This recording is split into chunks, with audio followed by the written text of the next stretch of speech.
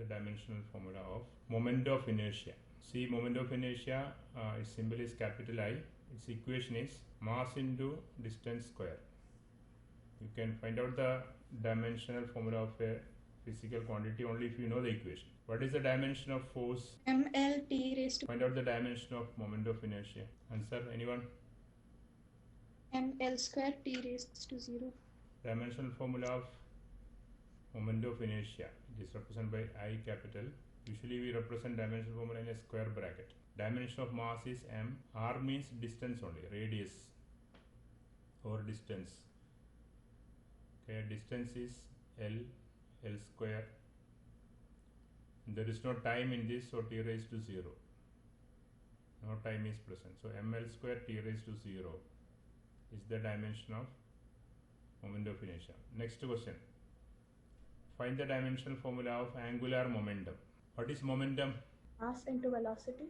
Yes, mass into velocity. An angular momentum means moment of linear momentum. It is mass into velocity into perpendicular distance from that rotation. Means we can write angular momentum. It is represented by capital L. The symbol for angular momentum is L capital is equal to mass into velocity into radius of the circular path of rotation, mvr. This is the equation. Mass is having dimension capital M. Velocity is meter per second. Meter per second means lt raised to minus 1. Distance by time, lt raised to minus 1. Into r is again length. So L into L square means dimension. All of you got this one? Yes, sir. ml square t raised to minus 1. Angular velocity, third example. Omega is the symbol of angular velocity.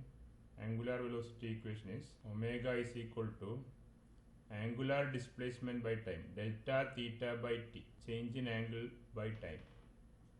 Now see, listen all of you.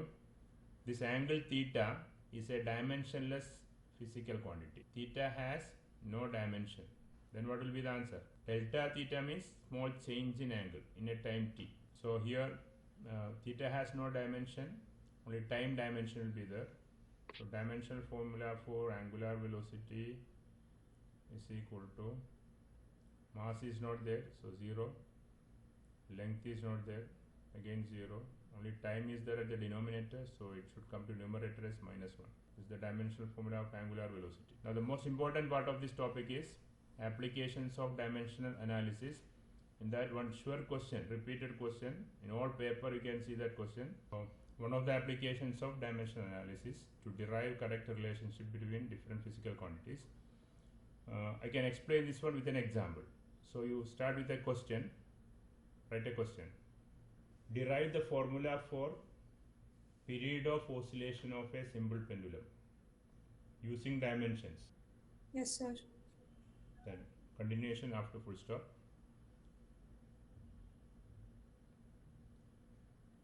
The period of oscillation of a simple pendulum may depends on number 1, the mass of the bob, number 2, the length of the pendulum, next number 3, acceleration due to gravity.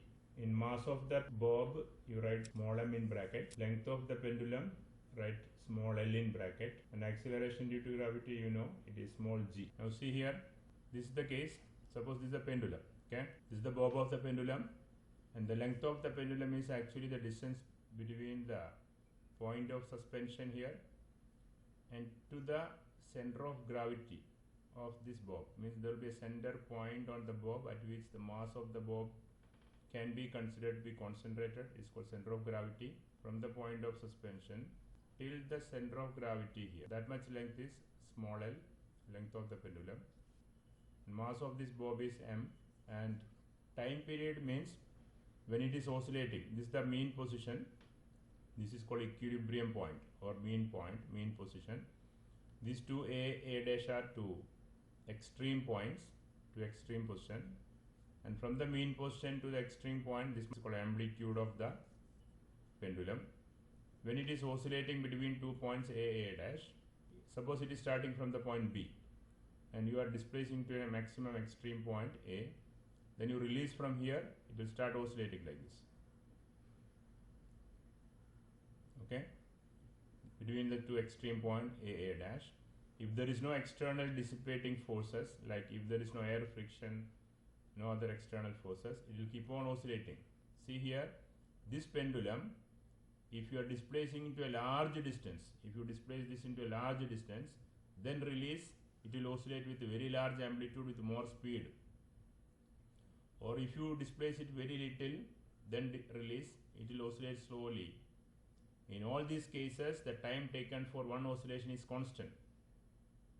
The time taken for one oscillation depends only on the length of this pendulum, okay, and acceleration due to gravity, nothing else. Length of the pendulum and acceleration due to gravity. And that is why in all the wall clock, we use pendulum for keeping the time, for getting correct time.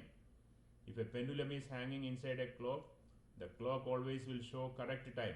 It won't run fast, it won't go slow. Because when the pendulum is oscillating, the time taken for one oscillation will be always same. It won't change. That is the application of pendulum in wall clock. What is one oscillation means? When the pendulum is displaced to one side, one oscillation means starting from mean position, going to one extreme position, come back, go to the other extreme position, again return back. That is one oscillation. Or you can take one extreme point, go to the other extreme point and return back.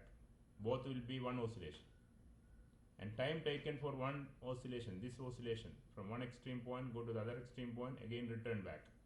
That is one oscillation, and time taken for that one oscillation is time period. In the question it is saying the time period of oscillation of a pendulum may depends on, it may depends on, they are not sure about that, may depends on the mass of the bob.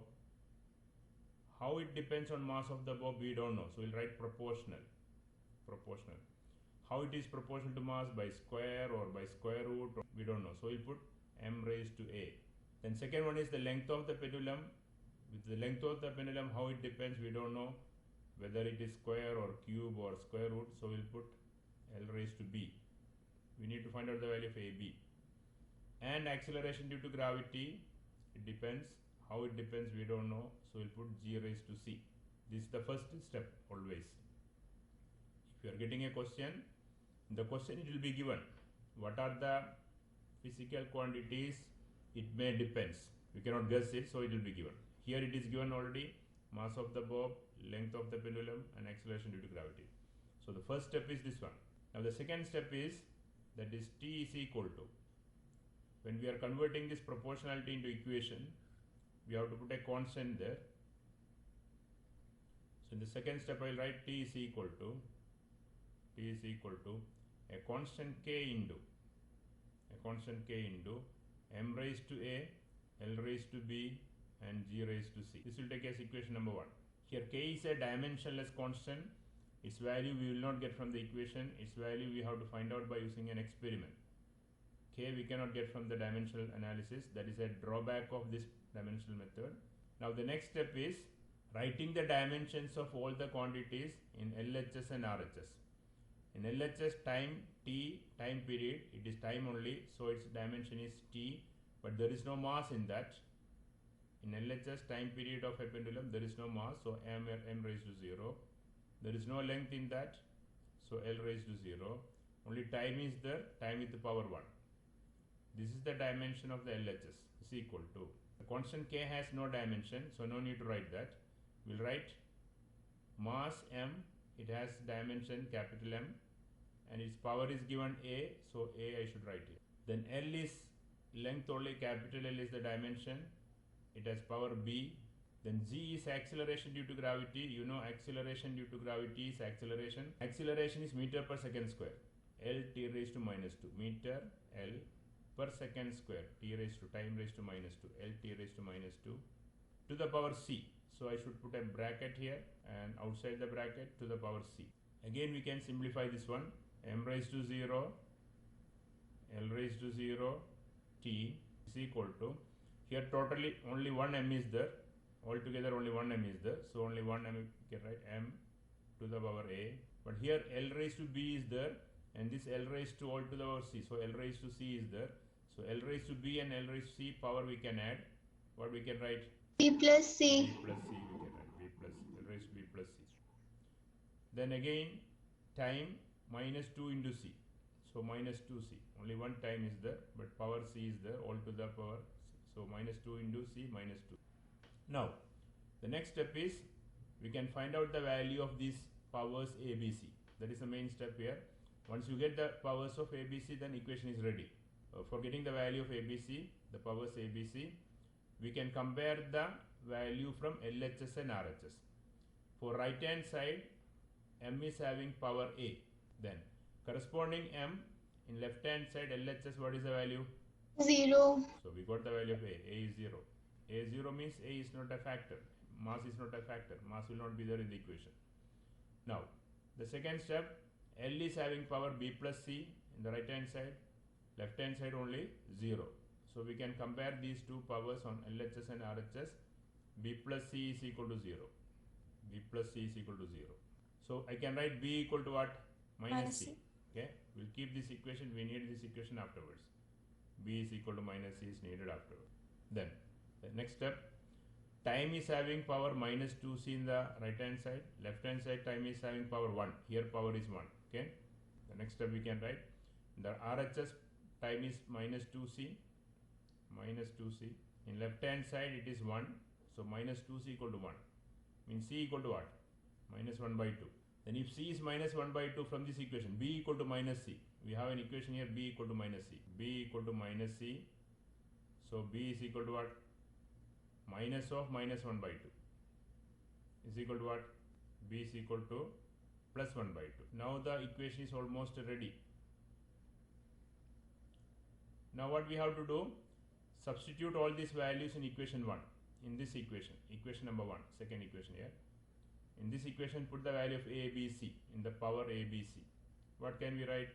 Time period t is equal to a constant k into, we don't know the k value, it is dimensionless constant, m to the power a. What is m to the power a value? A is 0 here. A we got the value 0, so we can write m raised to 0. L raised to b. B we got here plus 1 by 2. So L raised to plus 1 by 2 into g raised to c. C we got here, c is minus 1 by 2. So put c equal to minus 1 by 2. G raised to minus 1 by 2. M raised to 0 means 1. Anything raised to 0 is 1. So that will become 1. Time period t is equal to k into m raised to 0 means 1. L raised to half, L raised to 1 by 2. G raised to minus 1 by 2. G raised to minus 1 by 2 I can take to denominator as plus 1 by 2. G raised to plus 1 by 2. The last step. Time period t is equal to k into L raised to 1 by 2 means square root, isn't it? G raised to 1 by 2 also is square root. So we can put as common square root t equal to k into root of L by g. This is the equation. The time period of a simple pendulum is given by t is equal to k into root of L by g. This k is a dimensionless constant. Actually its value is 2 pi. So if you know that value, you can write down. Otherwise k into root of L by g is enough. This is the equation. If you know the k value, you can substitute that also. K we can obtain only by doing an experiment, and that value is obtained already, it is 2 pi. So final equation we can write time period of a simple pendulum is equal to 2 pi into, that is the constant k, square root of L by g. L is the length of the pendulum, g is the acceleration due to gravity.